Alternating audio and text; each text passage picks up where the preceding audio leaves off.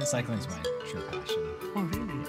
Hello and welcome to The Kamla Show. We bring you interviews and conversations with technologists, entrepreneurs, filmmakers, and other newsmakers from in and around the San Francisco Bay Area. My guest today is Craig Dalton. He's the CEO and co-founder of DODOcase. Welcome to the show. Thank you. Thanks for having me.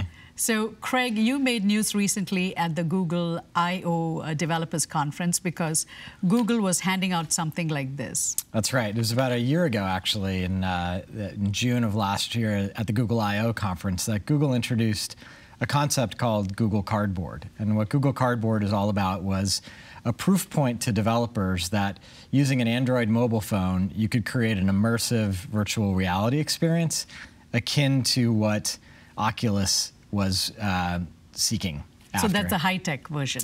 Exactly. An Oculus unit, they just announced today that it's going to be retailing for, somewhere in the hundreds of dollars, plus a $1,000 plus computer that you'll need to run it. Whereas in the cardboard virtual reality world, all you need is a mobile phone and a $25 cardboard box, and you can have an immersive experience. So this is the cardboard box, and what do you call it? This is the view? Yeah, this is a DODOcase smartphone virtual reality viewer. Okay. And as I said, Google announced this last year at I/O, but they did it with the intention of attracting developers, and they gave 6,000 out to the people in the room. But what we at DODOcase recognized was that that was nowhere near the market appetite for this. And it was not simply a geek and developer phenomenon, that the experience you could have with this simple cardboard box was powerful enough that the mass market will eventually want to adopt it. And the price point at $25 created a gateway to the entire virtual reality industry. If you think about it, if you were staring down the barrel of a $1,000 investment to have a VR experience, how many of your viewers would really say, I want to sign up for that today? Not many. I suspect very few. And I think my fear was that virtual reality was going to be relegated to basements and dorm rooms and gamers. And that's really failing to recognize the true potential of virtual reality. When we took a step back and looked at the potential, we actually see it as an entirely new media platform. So in what way? When you say new media platform, what way? So it has different rules, different opportunities, different challenges. So if you think about the progression in new media platforms over the last 100 years, you first went from radio to television and television to the internet. And I believe you're going to move from the internet to virtual reality. Now, it won't supplant the use of the internet, just as the internet didn't supplant use of television, but it's going to shift some activities to this new media platform. What about augmented reality? Are these two competing platforms? Yeah, I wouldn't call it competing, and they're absolutely related. So augmented reality is layering on sort of digital augmentation, if you will, to the real world. So we're standing outside of a Starbucks and we bring up our phone and we look through the viewfinder and maybe we see a menu or the ability to order right there. Or you see an ad. Or an ad, yeah. For DODOcase. Whereas virtual reality, you're talking about being immersed in another place, another land, another world, another environment. So the content can't be changed. That is, you can't layer an ad or... You're not queuing off of the real world that's in front of you in any way. Got you. So you actually, you had sent out a team to the Google I/O in 2014. I believe the story was that you're looking for something to do with Nexus. Yeah, so we've historically supported the Nexus product line with our cases and sleeves. So we were really just monitoring it to see, are they coming out with a new tablet? Are they coming out with a new phone? And when they announced Cardboard, the light bulbs went off. And we launched a product page within 4 hours of Cardboard being introduced to the world. Really? That's how impressed you were? Yes. And we thought, Google open sourced the concept of Cardboard and said, anybody with the ability to cut cardboard, buy lenses, buy an NFC tag could build this themselves. But our premise was people are inherently lazy and would rather just buy it from someone who pre-assembled it for them rather than going out and buying all the components. And that premise proved to be true. So your team brings you back the viewfinder, you see it, and you see this potential. Yeah. And within 4 hours, you have a product page. Yeah, my business partner, it was actually kind of funny. We were on our annual factory closure week where we clean the factory, and my business partner texted me and said, we need to do something on this. And it was just he and I, which very much reminded me of 2010 when it was just he and I launching our iPad case business. But we just said, we placed a bet on ourselves, and we knew the timing. It was going to be dramatically better doing it that day than doing it a day from then or a week from then. So seize the moment. Exactly. Moment. This is what you came up with, but this is the viewfinder that you came up with. That's right. So this is DODOcase's version of Google Cardboard. Part of where DODOcase has found a strong niche in the market is not only selling direct to consumer, but doing branded cardboard units. So this one is one we actually did for PETA. Okay. It says l'animal or animal in French. Oh. But the basic product is just this. This is our pop-up viewer. So it comes like this. Comes like that. And then when you open it. Yeah, exactly. And this is part of the DODOcase secret sauce. We believed that people didn't want to tape things together themselves or do any assembly. We wanted people to get right into the action. So this is our pop-up viewer. This is what comes in the box. And all you do is kind of create the parallelogram, swing the lens piece in place, squeeze the nose piece in place, drop your phone in, and then you're good to go. So talk to us about how it works with the phone. Sure. So on any modern smartphone, Android or iOS, this works both for... Works on both, yeah. Okay. So virtual reality can be in a number of different ways. It could be film, it can be photographs, or it can be completely a digital environment. So in the film world, basically you work with a company like Jaunt, or GoPro announced a partnership with Google at I/O this year. You need a 360-degree camera, which is capturing all the action going on. So we saw that GoPro camera, which was circular with, like, I don't know, 6 or 8 cameras mounted. Exactly. Like a wreath. Yeah, exactly. I believe Google calls that project Jump. And it was basically assembling all those cameras together. But there are other companies that do it. Jaunt in Palo Alto is a great... You worked with them. Exactly. They're a great partner doing amazing cinematographic VR. But essentially, if we were filming in cinematographic VR, everybody here would be captured. So while the primary focus, because of our discussion here, would likely be on us, out of curiosity, viewers would probably look around and they'd see the camera crew and they'd see behind the scenes what's going on. And I think, you know, that's one of the things that they always talk about in virtual reality is this idea of immersion and this intimacy. We're inviting them into the entire experience, not just our conversation, but the entire room that we're talking in. So the entire context. They get a context for the conversation. Exactly. Okay. And then if you think about it from a digital perspective, so if you're creating a game that, you know, everybody's familiar with playing a game on their mobile phone, you're not only creating a 2D world that you're driving into or experiencing on the phone, there's things going on all around. So it uses the accelerometer in your phone to tell the game or video experience that I'm looking in a different direction. So the content needs to be created everywhere that I can look, which is essentially 360 degrees up and down all over the place. So this is just the viewfinder, so you have to pair it with your phone, whether an Android or an iOS phone. Where is the content? So, I mean, right now the content's in the Play Store or the iTunes Store. So there's not much content available? No, there are well over hundreds of pieces of content that are available. What started out a year ago, I have a Google Doc that I created the day we launched, and I think I found 16 pieces of content. And my sales manager said, you should take a picture of that page because it'll never be 16 pieces of content again. And sure enough, hundreds of pieces of content have now been added to that spreadsheet that we're tracking, and dozens of really premier developers have emerged around the world that are defining themselves in this new media platform. So virtual reality and DODOcase actually don't go hand in hand when you think about how your company started. Absolutely. You started off as a company that made iPad cases focusing on bookbinding and making customized leather cases and other things. How did your journey start? How did DODOcase start? Is it named after Dodo? It's named after the famously extinct bird dodo, the well, dodo you're not bird. extinct. Exactly. We have our tagline is "Protects from Extinction," and it's a double entendre of protecting the fine art of bookbinding from extinction and protecting your iPad from extinction. Oh, okay. So, did you come up with that tagline? No, my business partner, Patrick Buckley, did. Okay. So how did your journey start? Because I first heard about you through Tech Shop, actually, believe it or not, when I was down in San Jose taking a tour. And they said there was a gentleman here, they made this iPad case, and now they've made thousands of dollars out of it. And that case stuck in my head. Yeah. And I didn't know one day I was going to talk to you.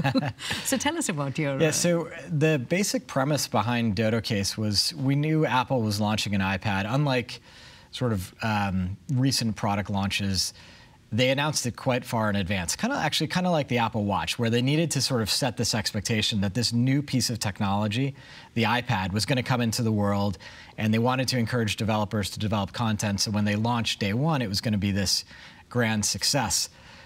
Keep in mind, this is the post-Kindle world. So the Kindle had been around for a few years, and both Patrick and I had similar experiences with the Kindle, where we really appreciated using a Kindle for all the practical reasons of not having to carry books around, but we both felt a little bit guilty because we came from households where reading was very important, and the art of bookbinding and just holding, the simple pleasure of holding a book was important. And we said to ourselves, so if the iPad is a supercharged Kindle at this, at the most naive level we could sort of cast it, it will capture more of the market, and more people will move away from ink and paper to pixels and to these e-readers and tablets. And we felt like, that was a shift that was going to be a little bit too dramatic for people. So whether people recognized it or not, holding an iPad, holding a hunk of aluminum to read content. Aluminium. Yeah. You wanted to know the British pronunciation. I'll concede that one with you. So aluminium. That's foreign to us. None of us grew up in this, in our generation, and even the generation behind us, we all grew up holding hardback books. So we said, why don't we make a product that is absolutely true to bookbinding? So we use traditional book cloth.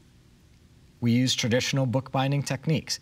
Everything about this exterior cover is identical to books you've held growing up.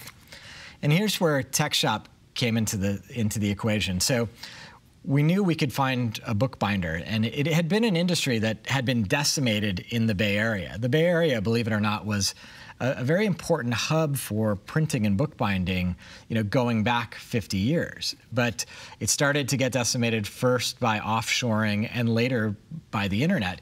But we believed that in San Francisco, which is the home of many talented craftsmen, we could find a bookbinder, and we did. But the second piece of the puzzle is actually this bamboo tray, which holds the device in place. So this is an iPad. And that's all locally sourced? Yeah. So the bamboo actually originates in Asia. Okay. But we use a bamboo importer that's actually south of Market in San Francisco, believe it or not.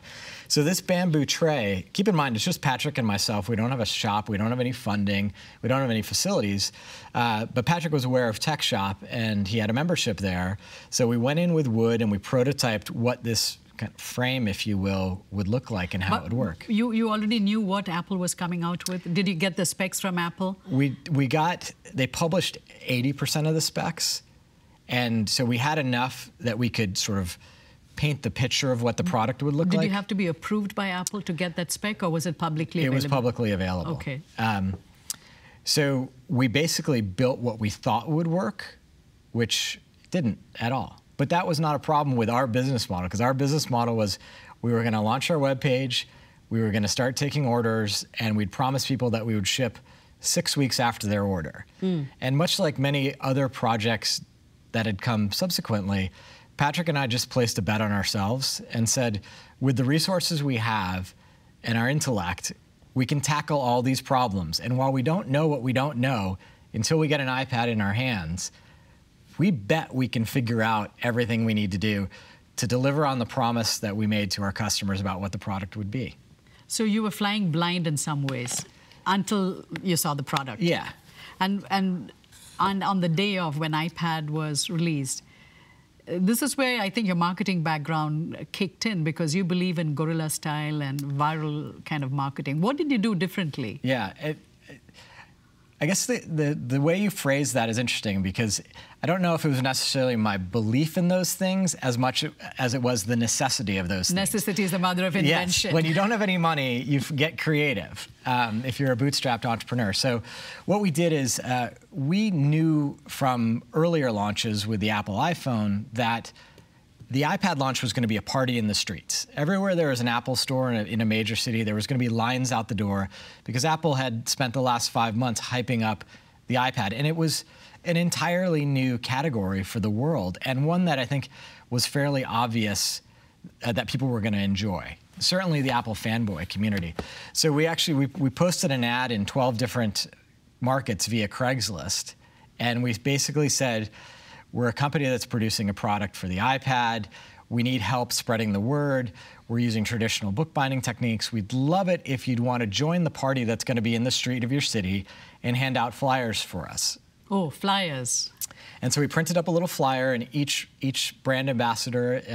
and were they working free for you? They were working for free, yeah. See, that's what I call guerrilla-style marketing. Yeah. And so if they handed out flyers, and if someone used their coupon code, the consumer got $10 off, and the rep actually got $10.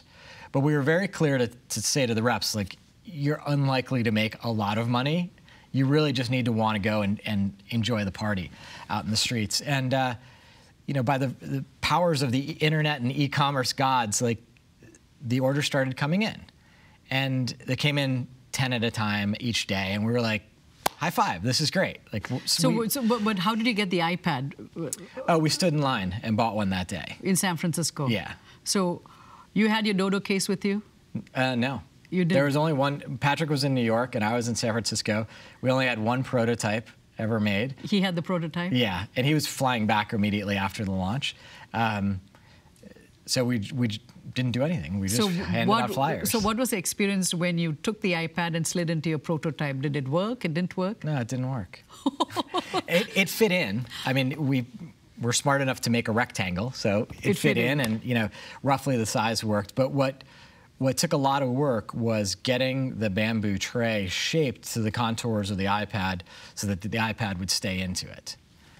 So there was a lot of work those first couple weeks when we got our hands on the iPad at Tech Shop to say, all right, how do we were using a ShopBot computer-controlled wood router at that point, and how do we tune the tool path to create the fit that we need? And then once we were able to make one that fit, how do you make 10 that fit, 100 that fit? How do you end up sort of mass producing at a local level this type of product and doing it consistently? Keep in mind, unlike an injected plastic molded product, wood has tolerances. So I cannot, by the laws of physics, cut something exactly the same every time. So how could we cut something that worked within a certain tolerance so it would always fit the product? So how many did you sell? The first DODOcase? I think what's interesting is the trajectory of the sales. So that first month we were selling 10 a day, and we were making about 0 a day. And then about 2 weeks later we had a breakthrough and we made 5 a day. And we're like, this is great, we'll eventually catch up.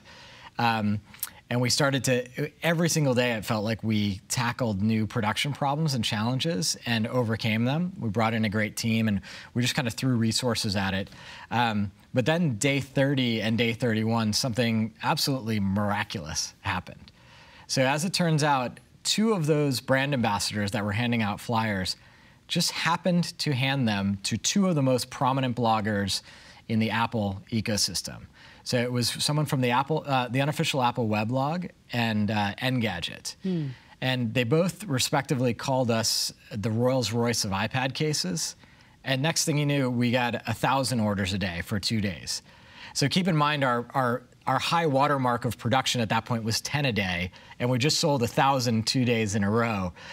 So we knew something dramatic had to change in our production pace in which we were solving problems.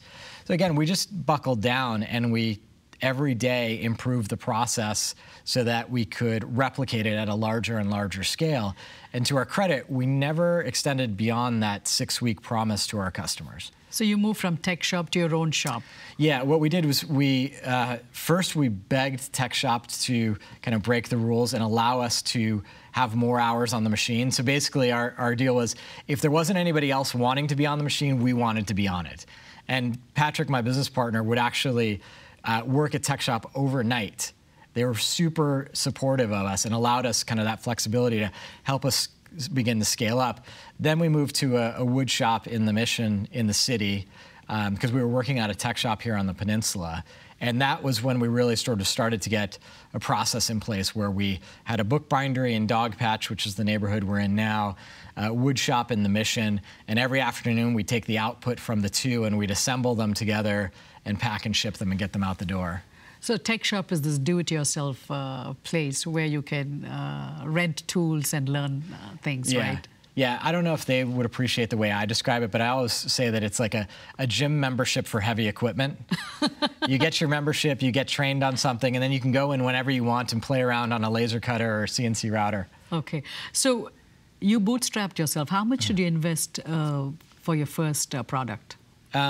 We were funded entirely by cash flows from operations. So while we did build up some credit card debt in those first couple months, because our model was sell first, deliver later, we typically had positive cash flow cycles. So you didn't have to dip into your savings? No, not dramatically. Okay. Then how did you get money? You've won some competitions and other things? Yeah, in 2010, actually, we entered and won the Shopify Build a Business competition. So Shopify is our e-commerce platform to this day. It was the first Build a Business competition. It had a $100,000 grand prize associated with it, and it was for an online business started in 2010. The top 2 months of sales got entered into this competition. And what was interesting about our story is we didn't enter the competition until the last 2 months of eligibility, because that's when the product became available. And because we took off so quickly by virtue of these blog posts, we ended up winning that competition in 2010, which was So you great. got 100,000. We did, yeah. Cash infusion. Exactly. Have you got any angel seed funding? We've got a small amount of convertible debt. Okay. Yeah. So these are the other products that you have. These are all for iPad? This is part of our durables line. So it's made out of wax canvas and genuine leather hide. And this is part of our Leathercraft collection, and this is a journal, journal cover made out of leather. And that's your latest iWatch. Yeah, we're really excited about this one. We just began shipping yesterday, which is a feat in and of itself. It took a lot of work to get to this point. We were excited about the Apple Watch as we believed it was a new category for us to enter. And the basic premise we had was that this watch was going to be a piece of art, something beautiful, and you wouldn't want it just sort of dangling around. However the cable ended up being attached to it, we felt like that wasn't elegant enough a solution for the product. So we developed this stand, and it's made out of walnut and stainless steel. And basically, your charging puck that you get with the watch goes through here, and you route the cable on the back. The stainless steel is actually weighted.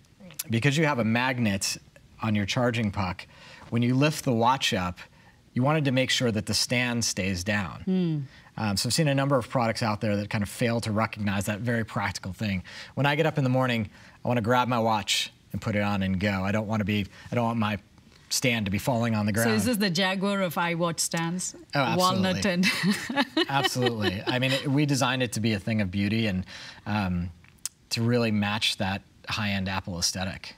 Who inspired you? Did you study the luxury goods market? Did you study Steve Jobs? You know, my background, interestingly enough, was a competitive bike racer. And right out of college, I worked for a titanium frame builder. And titanium's a material, certainly at the time, that was exorbitant. I mean, it might have been... It's very lightweight. It's very lightweight, very durable, great for bicycles, but very expensive to manufacture. And the company I went to work for understood that, and they understood that people are only going to buy this product if they believe that it's going to heighten their experience. So not only like the joy of riding a titanium frame, but the brand that's associated and put on it was going to mean something to them. And when they spent 10x what they would to buy a steel frame, it would feel worth it to them. And that was, 25 years ago in my case, and I still take those stories and those lessons that I learned from that company about how to create a brand experience that people enjoy purchasing the product. I think that's critical in today's e-commerce world because there's plenty of places you can buy widgets, but it's these destination e-commerce shops where it's worth paying a little bit more because you feel invested in the company you're spending your money with. So you're a big believer in having a story attached to your brand. Yeah, absolutely. So I'm less so inspired by individuals, but more brands. So brands like Patagonia, for example. I just feel like they've always. Do you want to become a B corporation?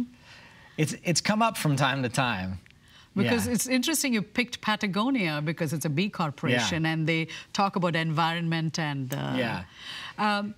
My final question to you is, how did you go from being a biz dev sales guy for mobile companies to starting a company that is all about manufacturing in San Francisco, one of the most expensive cities in the country and maybe the world? Yeah, Patrick and myself, I don't think we didn't start with an elaborate business plan. We didn't start with any funding. We started with a belief that we could do this, and we didn't know at what scale we could do it at. And with those constraints, manufacturing next to your home, that's what you do, right? You want to be able to go down the block and talk to the woodworker and talk to the bookbinder. You want to be able to spend long hours solving problems, but do it right from your home. And that's where it all started. Perhaps if we started with this big idea that we were going to be a $50 million company or something grandiose, we might have gone out and gotten funding and tried to offshore the manufacturing. But DODOcase would never have come to be if that was the case. We wouldn't have grown with a loyal fan base, a loyal following. President Obama wouldn't use our product in the Oval Office. Is he using it? Yeah. Oh, okay. Congratulations. He's a long-time DODOcase user. Is he? Yeah. Okay, so this is a locally manufactured, you're bringing back manufacturing to America. Yeah, we're proving that it's possible. And I think you do need to think about what type of size that you want to be or aspire to be, because there are probably some realistic constraints, and I know a lot of my SF-made brethren go through this as well. We're not going to be these massive corporations, but we are going to be companies that can be profitable, and we are absolutely going to be companies that can contribute to the benefit of the cities that we manufacture in. Thank you, Craig, for stopping by and talking about manufacturing in San Francisco. One would have never thought manufacturing in San Francisco in the same breath. Right. Thanks for having me. Absolutely. And thank you for watching. If you missed any of our shows, you can watch them online at YouTube. And we'll be back again with another show. Until then, goodbye.